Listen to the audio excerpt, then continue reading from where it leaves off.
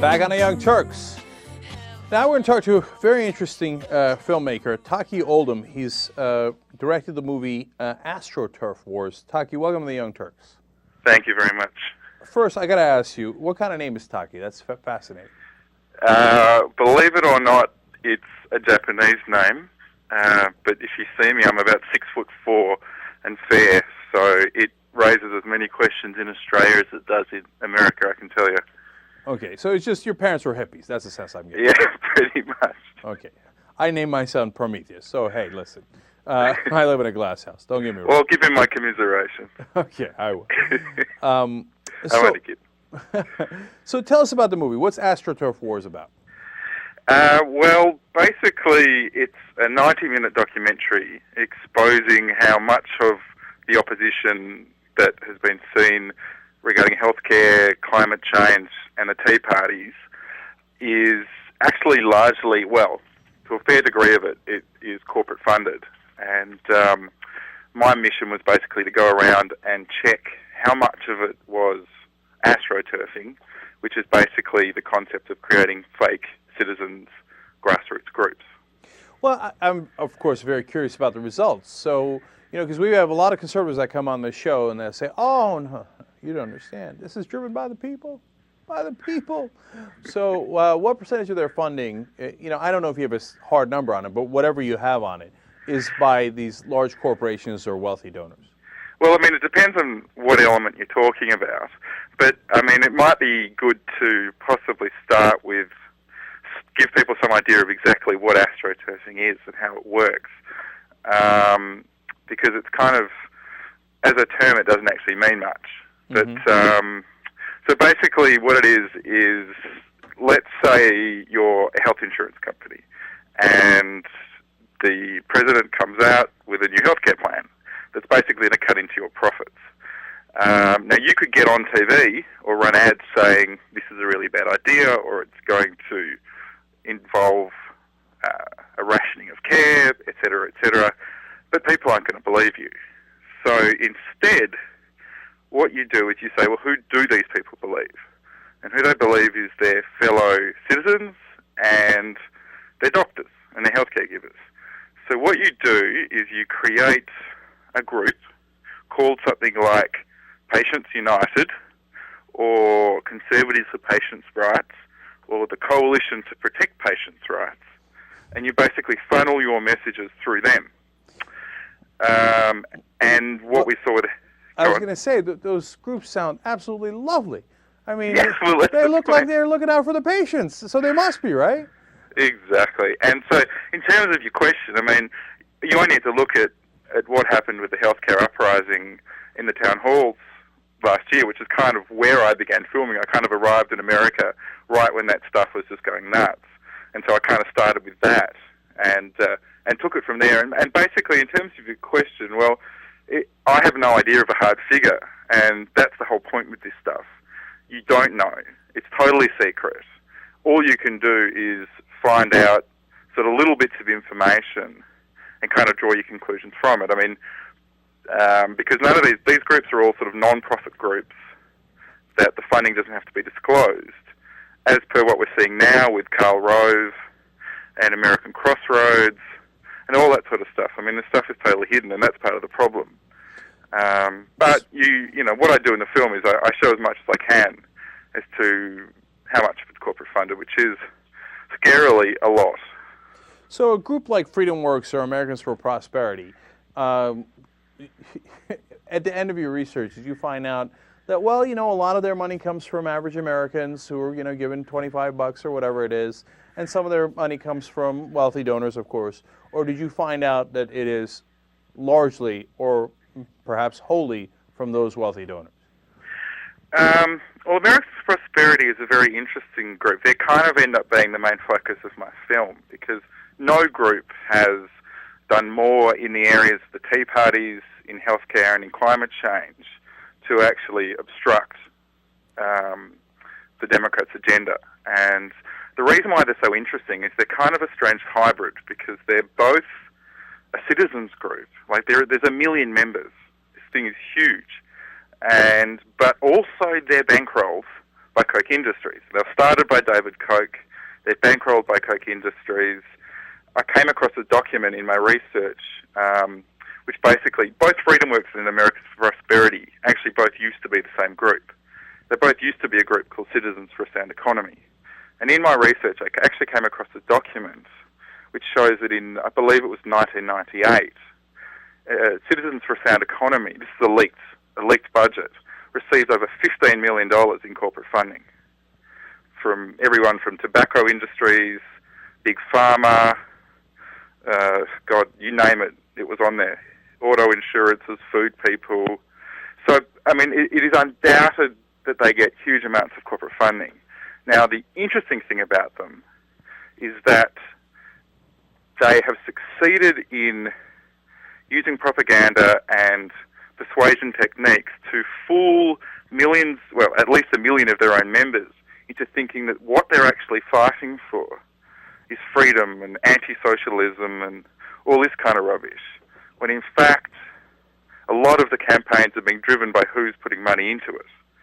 So it is this strange hybrid of kind of AstroTurf, but with a real, genuine citizen's face to it, and that's what makes it so scary. Taki, so tell us as an example what the tobacco companies did during Clinton's healthcare reform efforts.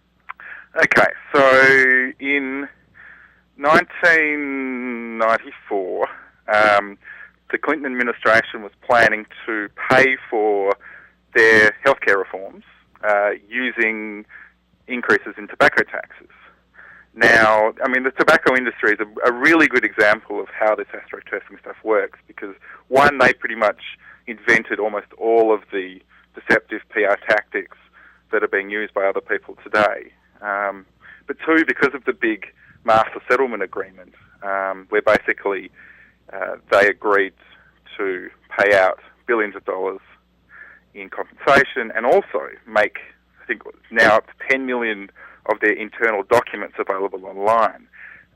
So we can actually see what they did, who they paid, and how it worked in a way that you could never otherwise see with this sort of secretive behaviour. And if you look at those documents, you actually see that, I mean, for example, there's one where Philip Morris paid Citizens for a Sound Economy almost $500,000 to lead the fight against healthcare reform. And I believe that in response, or around that time, Citizens for a Sound Economy said that in one letter they said that they could use a retail sales effort to help convince their own people to oppose it. And so what they basically did is they did exactly what has been seen now. I mean, I've got some footage in the film where Hillary Clinton is standing there trying to explain healthcare reform, and she's getting shouted down by people holding up no socialism signs, a lot of whom were AFP members or Citizens for a Sound Economy members. So pretty much they did exactly what we've seen in the last healthcare debate. So we're talking to Taki Oldham. He is director of the movie AstroTurf Wars. Now, Taki, let's stay on that for a second, right? Because I think that we're reaching one of the fundamental questions here, and it's an argument I've had with conservatives before, with people that are in the media. We had a New York Times reporter on here who wrote a book about the Tea Parties, and my question is, are they suckers, right? Like, do they know, do they understand, hey, you know, tobacco company is the ones that sent me out here with these signs because they don't want to pay the extra tobacco tax. That was back in '94, right? And today, you know, the insurance companies are the ones that brought out these buses so that I could do a protest to make sure the insurance companies make more profits. Do they have some sense of that, but they agree with it ideologically? Or they're like, well, golly gee willikers, I just love, you know, I hate the government. Yeah, we're the sign on the bus. Well, look, as with everything with the Tea Parties, there's no yes or no absolute answer. It's an incredibly complex mix of things that have gone into it and come out of it. But in answer to your question, I mean, what I looked at was how much of it has been influenced by corporates and obviously how much of it are people aware of. And the scary thing is that virtually none of them are aware of it. But even worse than that, there is a kind of a willful blindness. I mean, there's a bizarre scene in the film where I'm at Americans for Prosperity's Defending the American Dream Summit, which is their kind of annual love fest. And David Koch is there, and he stands up and he says, 5 years ago, because that's when Citizens for a Sound Economy became Americans for Prosperity. He says, 5 years ago, my brother Charles and I, we put up the money for Americans for Prosperity. And I mean, he's saying right there that they have bankrolled it. He's there. Yet, a few minutes later, I'm interviewing a woman outside who's saying we're not bankrolled by a billionaire. The other guys are bankrolled by George Soros. So, I mean, it's really hard to understand exactly. I know that people are well-meaning. They were nice people that I met individually. But yeah, look, ultimately, in answer to your question, I would have to say they're suckers. But at the same time, they're suckers to some incredibly well thought out and well funded and brilliantly manipulative propaganda. It's really, really sad, actually, and because they don't know, they get emotional, and it's the projection that Rush Limbaugh does all the time, where he says, "Oh, liberals are emotional," and then he scares his audience and he creates fear and hatred, and then says, "All right, go defend corporate America." And they get out there because they're scared and they don't know, and they've made it part of their identity, and they defend the powerful against the powerless. And and they are the powerless. That's the great irony. They're being used. God. Well, yes, I mean they are the powerless, but they also are the powerful, which is why, that's what grassroots action ultimately is.